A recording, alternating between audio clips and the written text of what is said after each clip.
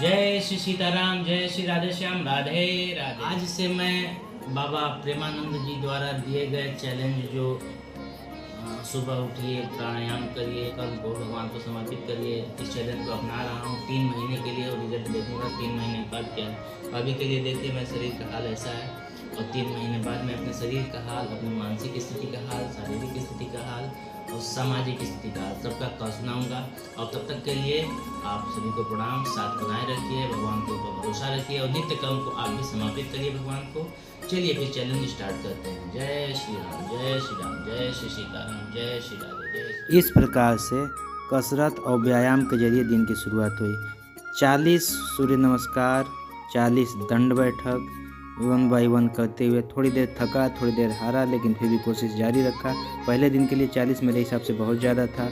उसके बाद शांत मन से कुछ योगा किया, प्राणायाम किया, अनुलोम विलोम किया जैसा कि बाबा ने बताया था।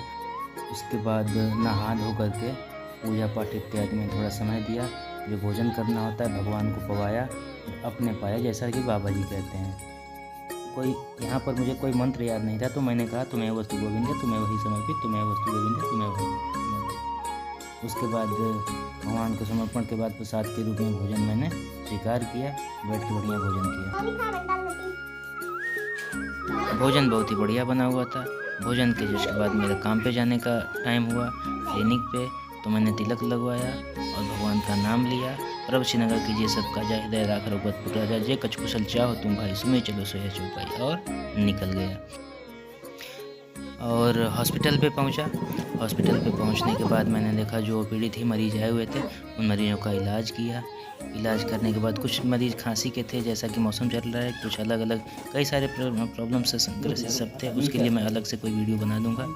और उसके बाद एक एक करके सभी ओपीडी देखने के बाद, जैसा कि आप इस वीडियो में देख पाएंगे, जैसे ये वीडियो में देखिए, दवा सब खत्म हो गया ना। जब अलग से आज कंप्लेन बताइए आपको जरूरत पड़ी। सबके अंदर ये चीज रहेला, जब हाई लेवल बाटे, जैसे खून के मात्रा बा चाहे प्लेटलेट बा, सबके अंदर रहेला, लेकिन कम हो कि बेसी ये देखे।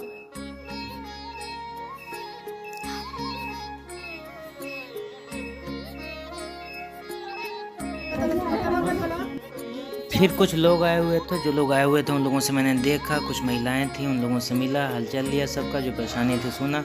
सबको फिर मैंने ठंडी की वजह से शॉल बांटे, कुछ मदद किया। मदद के बाद मैंने उन सभी लोगों को अलविदा किया।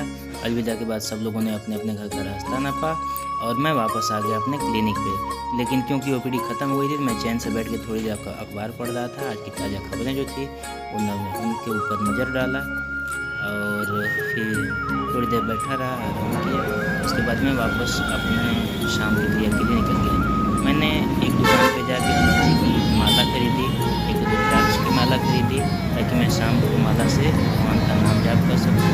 और इस वीडियो में आप देख पाएंगे थोड़ा सा समय लग रहा था, क्योंकि मुझे माला उसकी जो बहुत पसंद है, लेकिन बहुत बेकार। उसने एक अच्छी सी माला दिखाई, मैं लिया और गीता खरीदा। गीता खरीद के मैं लेके आ गया घर पे। घर पे आया तो प्रसाद स्वरूप जो है, जब तक गीता का पाठ खत्म नहीं हो जाता तब तक मैंने गीता के पास रख दिया और गीता का पाठ शुरू कर दिया।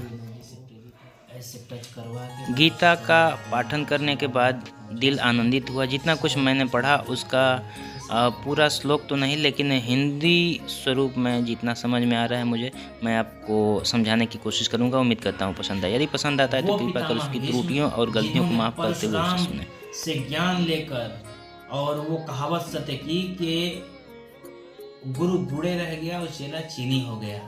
अर्थात स्वयं भगवान परशुराम से ज्ञान प्राप्त किया और युद्ध छुड़ा, तो उस युद्ध में भगवान परशुराम को हराकर और पितामह भीष्म ने अपने आप को साबित किया था कि आपकी जो विद्या है एकदम सही जगह पड़ी हुई है। तो इस प्रकार पितामह भीष्म जो है, मौजूदा समय में स्थिति है उसको आगे बढ़ाते हुए अपना शंखनाद करते हैं। और जैसे ही पितामह भीष्म शंखनाद करते हैं, वैसे ही हाथियों की गूंज, चिंगाड़ गूंज पड़ती है। घोड़े जो है हिनहिनाने लग जाते हैं। भाल, त्रिपाल, ढाल, झम धम की आवाज शुरू हो जाती है। ऐसा लगता है जैसे पूरी धरती हिलने लग गई हो।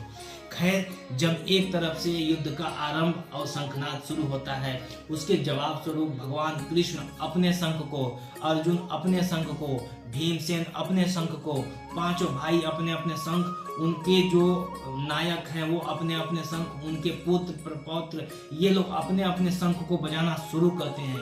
और इस प्रकार से जो शांत माहौल था युद्ध भूमि का, वो कुछ ही क्षण में कोलायमान हो जाता है। ऐसा लगता है जैसे पूरे ब्रह्मांड की ध्वनियां उस युद्ध भूमि से उठने लगी हों। उस युद्ध भूमि के उस शंखनाद के बाद, इससे पहले कि बाणों की वर्षा शुरू हो, अर्जुन स्वयं भगवान श्री कृष्ण से कहते हैं कि हे प्रभु, इससे पहले कि ये बाणों की वर्षा शुरू हो, इससे पहले कि हम एक दूसरे पे प्रहार करना शुरू करें, कृपा करके मुझे युद्ध भूमि के बीच ले चलिए, ताकि मैं ये देख तो सकूं कि मुझसे युद्ध करने दुर्योधन जी की सेना में कौन कौन आए हैं, क्या उसमें मेरे कुछ अपने हैं या कुछ गैर हैं, कौन कौन हैं। उनकी यह बात सुन करके भगवान श्री कृष्ण उनको युद्ध के भूमि में ले चल के खड़ा करते हैं। तो बस इतना पाठ आज किया मैंने, का वृतांत हम लोग कल जानेंगे, और उसके बाद मैं जैसे जैसे पढ़ते रहूँगा, हर दिन का छोटा छोटा क्लिप बना के आपके सामने प्रस्तुत करता जाऊँगा। यदि पसंद आया हो तो इसको अपने जैसा उचित लगे वैसा आगे बढ़ाएं, और न पसंद आया हो तो कमेंट बॉक्स में अपनी राय दें, ताकि मैं इसको और बेहतर तरीके से कैसे कर पाऊँगा। जय श्री राधे कृष्ण, जय श्री राधे कृष्ण, जय श्री राधे।